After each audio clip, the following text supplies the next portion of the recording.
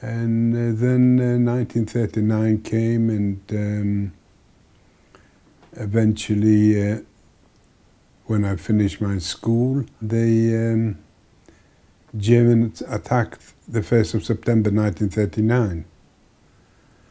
And with us being a garrison town, all the civilian population had to leave the town. And we had some family in Lodge. It was a big industrial city, similar to Manchester, textile mills and so on. And we walked, it was about 65 kilometers. It took us about 3 days to walk, and the whole town civilian population had to leave because the Polish army made a stand on the River Warta. The River Warta came from Germany. We got eventually to Lodz, and 18 hours later, the Germans broke through, and they arrived in Lodz. I was at a square, in a place called Plac Wolności, Freedom Square, and for the first time I've noticed German soldiers, and they came on motorbikes. And then the next 2-3 days, I was watching the tanks and the planes were going. Poland had nothing like it. That's why they've lost. The Polish army fought with ordinary guns against tanks and so on. They had nothing. No armored vehicles, nothing. And then we were a few days in Lodz, and I've noticed German soldiers catching some religious Jews with beards, and they cut their beards off and so on, and I thought to myself, that's not right. And they were laughing and joking. And then eventually we went back to the same town where we lived, and we hoped that life will go on. But life didn't go on. First of all, in 1940 we had to start wearing the Star of David, one at the front and one at the back. Then they formed the ghetto, and it wasn't enclosed because the Polish people had to walk through there, but we weren't allowed to go out from the ghetto. And food was rationed. Elderly people and children only got half the ration, what the ordinary people got. And you were starving. It wasn't was a very bad time. Towards 1941, one night I came from my father. The committee had a list, and they took men for work in different camps. And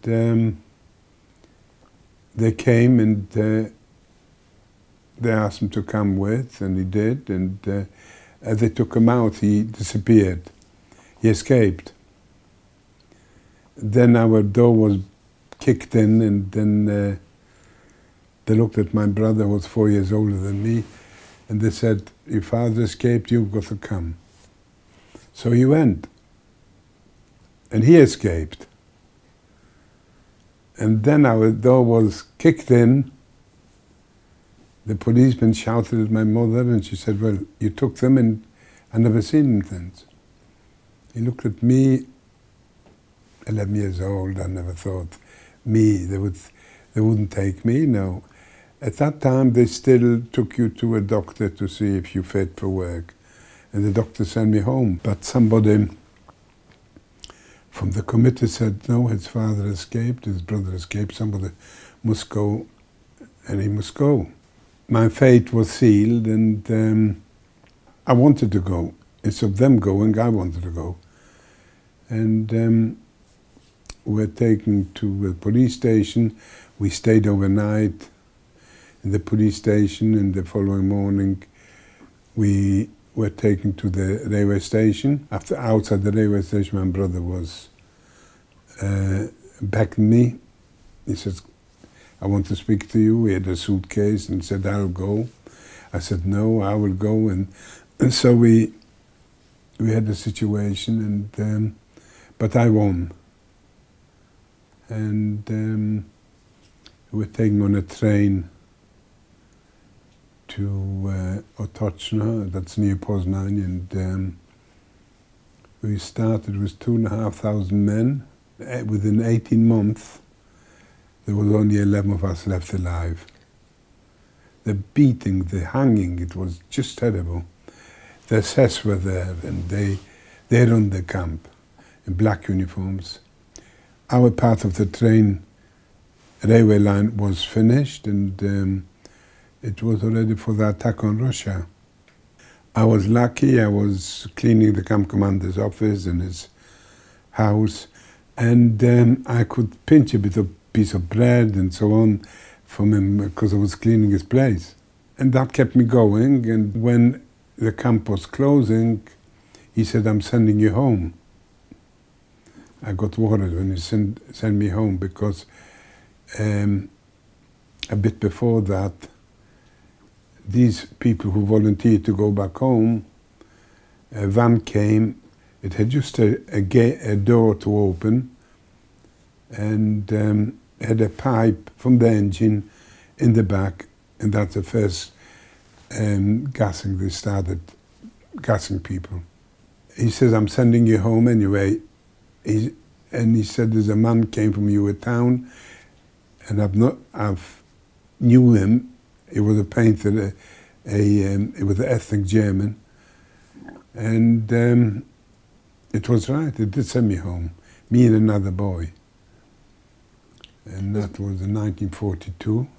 There was one episode when you recounted in the film which I found deeply affecting, because I know that the instances of brutality in that camp had a great impact on you. Terrible. And there was a young boy, wasn't there, in the laundry room? He was hanged.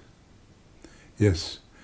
He was about 21 years old. He went to beg for a potato in the village, and there were Germans, and the officer said, "Oh, he wanted to escape." He didn't say that he wanted the potato. He wanted to escape. So they hanged him for it. 3 times it did. Twice the rope broke, the third time they happened to me. He was an intelligent boy, and a very nice family I came from. There were 4 boys in the family. And when I got home, I thought my father would be at home and everybody, but my father was taken to another camp, and to this day I don't know where he was taken. And I was at home for 2 weeks. Mothers came and wives came to ask how was my husband, how was my son. I said, everybody's working. I never told them what actually happened to them, because I felt it wasn't right.